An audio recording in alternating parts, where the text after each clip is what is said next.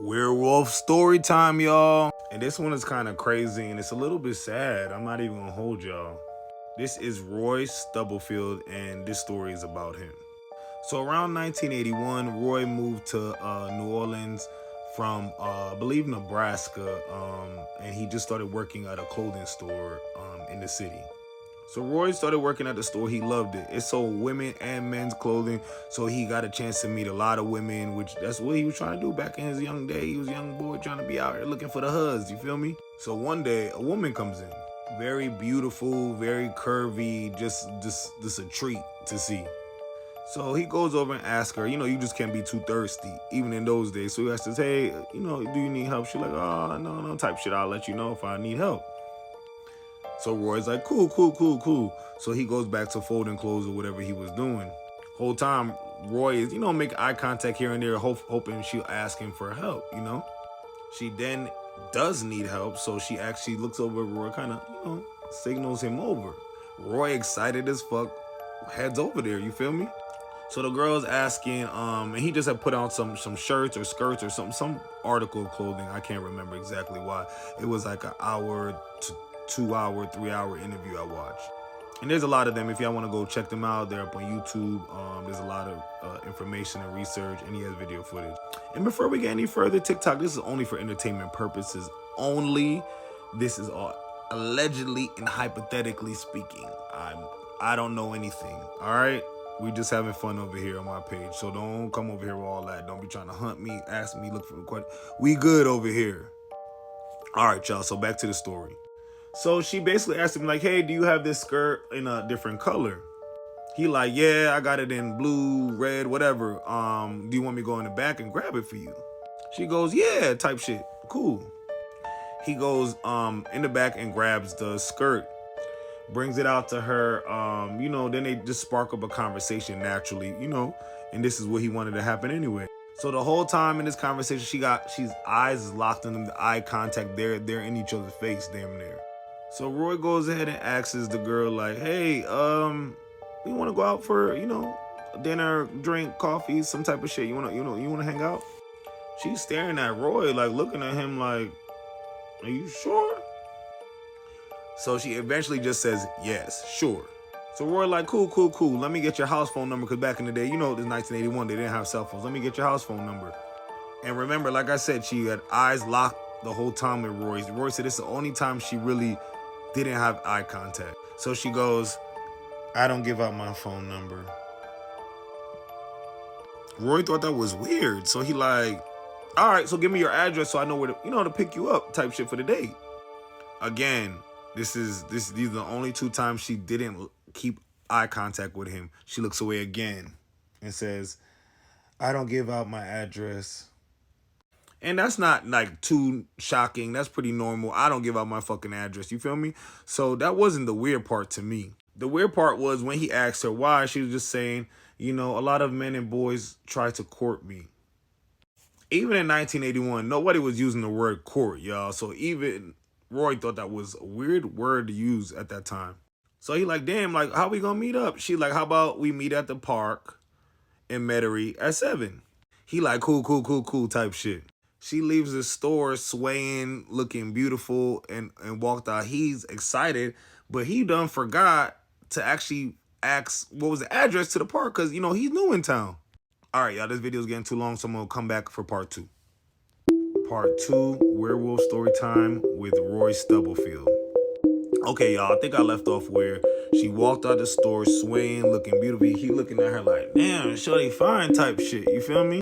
So Roy is excited, but he done forgot that he done asked in Metairie, where is the park? So his manager, a Louisiana native, of course, she's like, oh, there's only one park in Metairie. I know exactly which one she's talking about. He like, cool type shit, cool. So she tells him the exact address, and she actually draws him out a little map. So the next day, my boy get fresh, put on his nice, button-up shirt, his nice slacks, his nice sandals. I'm assuming the sandals, remember the sandals with the toes out? And because it wasn't like house sandals or Nike sandals. I just thought it was funny that he was wearing sandals. Anyway, that's what he wore to the park, and he drove all the way there. So he drove to the park. There was some dudes there, playing basketball type shit, regular park day. So he just sitting there because they supposed to meet at 7. 7 come and gone, she ain't there yet. 7:10 come and gone, she ain't there yet. 7:15 is there and she still ain't there, y'all. So one of the dudes at the park was playing ball. Herman comes up to him like, bro, what's up? What you doing? He like, man, I'm just waiting for somebody. They like, who you waiting for? And of course, he didn't tell them who he waiting for, you know, because he's doing the area. He don't know who knows each other. So yeah, he didn't tell, but he says, if you see her and you know her, then you know her. But yeah, I'm waiting for somebody. So they're like, all right, cool. Do you want to play ball? Why you waiting? He looking at his clothes like, bro, I'm in a button up, like dress shorts and some sandals. No. So Herman stays there and chats him up a little bit. Now 7:30's here, come and gone. Shorty is still not there, y'all. So a couple other Herman's homies done came over. Asked the same questions Herman asked. Who you waiting for? He tells them again, like, hey, when you see her and you know her, but I'm just waiting for somebody. You don't need to know her name.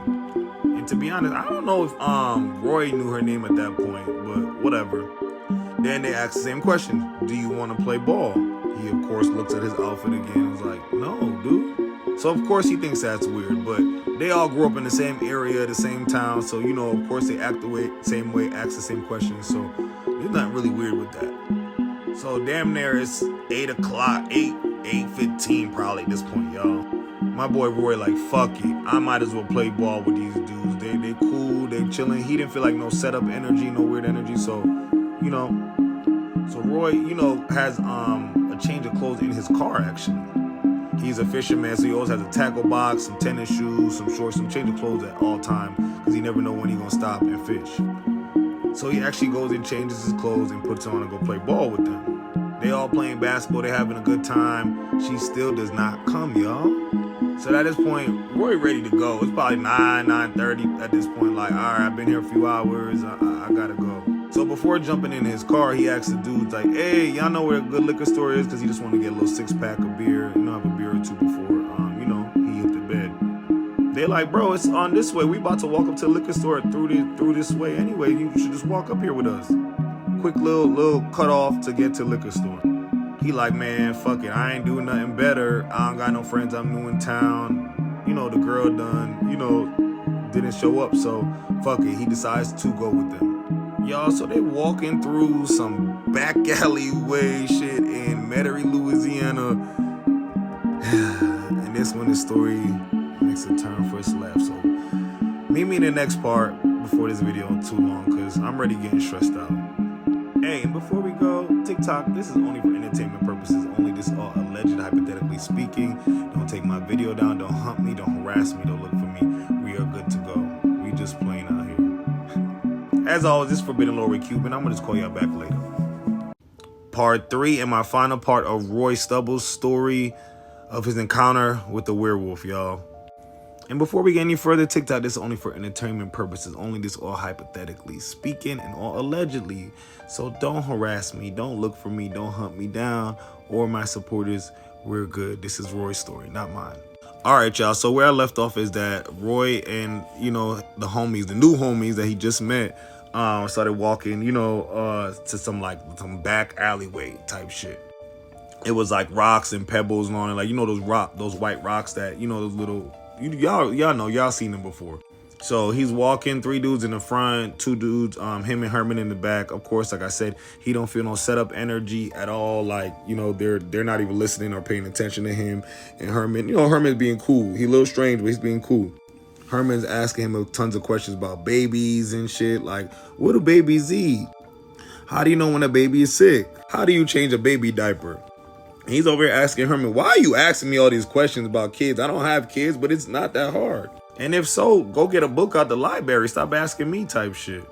Herman, you know, explains like, no, he has a baby on the way, his first baby, but he knows nothing about kids.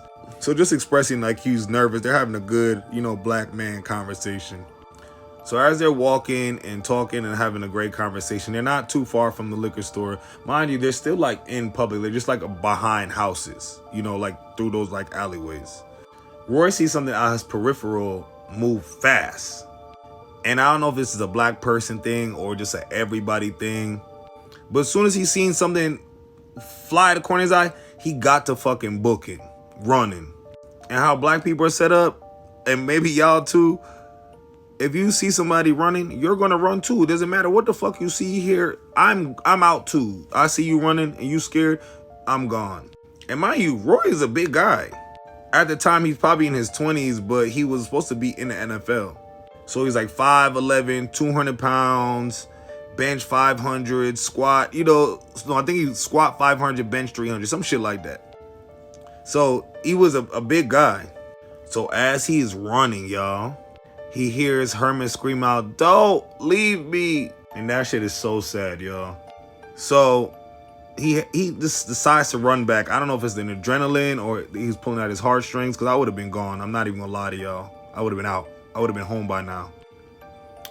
So he runs back to go help Herman, and he picks up, a bunch of rocks, because they told him that there was like a dog back here sometimes. So all you gotta do is pick up some rocks and yell at them, go, go, go, and the dog is gonna go. So Roy picks up some rocks, and he's ready to get active with the dog. Roy pulls up and see one of these hovering over Herman. Herman isn't moving. He isn't saying anything. He's just laying there. So now in shock, Roy stops and he doesn't know what to do. He's literally in fear. Now the beast looks at him. Roy said the first thought in his head was to run again. But he said that the beast had this look or telepathic type of energy, which I know they do have, like they can push thoughts. And she basically said, don't try it. Do not try to run. So Roy instead started peeing on himself. Yeah, peed on himself. Like, that's how scared he was. The other dudes started coming back, running back too. Roy said all he heard somebody say, because he wouldn't turn around and look at them. He had to, he was frozen in time. And just like Herman was frozen on the ground, he was frozen standing up. One of the guys that he was with had a pew-pew. So Roy, all he heard was somebody in the group say, "Don't pew-pew it, don't pew-pew it." And he's thinking, well, damn, yeah, don't. I'm standing right the fuck here. Why the fuck would y'all even think to do something like that? And Herman on the ground. So y'all, he said the beast snaps her head and looks at them next as soon as they talk about the pew-pewing. Another thought that she pushed, like, go ahead and try and see. Go ahead. Go ahead. So the homeboys are yelling. Roy's standing there pissing himself. And Herman's on the ground in shock. Mind you, she's still kind of in like the Stubblefield that they have out there. So he can't fully see her because she's all on fours. But this is what fucked him up. When she stood up on two legs, he said you can see her physique, her muscles, her thighs, like everything was strapping. She even had breasts, y'all. Titties, yes, titties. And he said it didn't give nurse and it gave young, strapping female wolf. He said what was the alarming part about her is that she kept looking over to the tissels, like kept looking over. She would look over to them, but she kept like doing one of those. So then Roy looking over to see what she's looking at. And he sees 3 red lights. I'm assuming that's like 2, 4, 6. Assuming eyes. So 3 sets of red eyes peering through the tittle. And he said when she turned her head to look at it, he saw the same gold hoop earring that the lady that he invited for a date had on earlier. And we know women, especially black women in the 80s, 90s, and 2000s now, y'all love a gold hoop. Y'all love a gold hoop. Come on. Why the damn werewolf got the hoop on? So in that very moment, he knew this was the girl from earlier. He knew it. Then she ends up just taking off and running into the tinsel, just running off. So they run to Herman to see if he's okay, because Herman's still lying on his back looking up at in the sky. So he goes over to check on him. Herman's not really responding. Of course, he's in shock. You feel me? And anybody would be. So he sees like white patch on Herman's head. And I thought it was like the monster drooled on him at some point. So it was just like, great. So he's like trying to rub it out, take his head. It's not coming out at all, y'all. It's not. Then they keep trying and they find out this is his hair. But his hair was just black. How did it turn to a white patch in the back of his head? And basically what Roy was saying, when people are shocked to a certain level or certain point, like their hair can turn color. I feel like it might be similar to a heart attack. That shit is scary. So he said Herman was basically unresponsive the most time. Like he would help them walk, but they was carrying most time. He would help them walk a little bit by little bit, but yeah. So they try to bring Herman all the way home to try to call the police and tell his mom and everything. Herman's mom obviously doesn't believe them, think they did something to him, put something in his drink or gave him something. I just feel like any parent would think that as well. You know, your kid come back unresponsive. Like, what's going on? So she's ready to call the cops. They all get on going. And none of them been the same ever since, including Roy. Roy started getting into like drinking, really bad drinking habits. He was always on edge, walking around with a pew pew at that point almost every day. Even at work at the clothing store, he even told the boss, "Fire me. I'm bringing my shit to work. Fire me then if you got a problem." Yeah, Herman was never the same again. Let me know if y'all wanted just a little small story on just Herman, because he did speak to Herman's son in 2020. Around Herman's son was probably around in his 30s at this point, but he wasn't born at that point. Pretty sad, but I'll give y'all an update. Let me know in the comments what y'all think. Let me know if y'all heard about this story, and let me know if y'all want to hear the final results on Herman. It's really, really sad.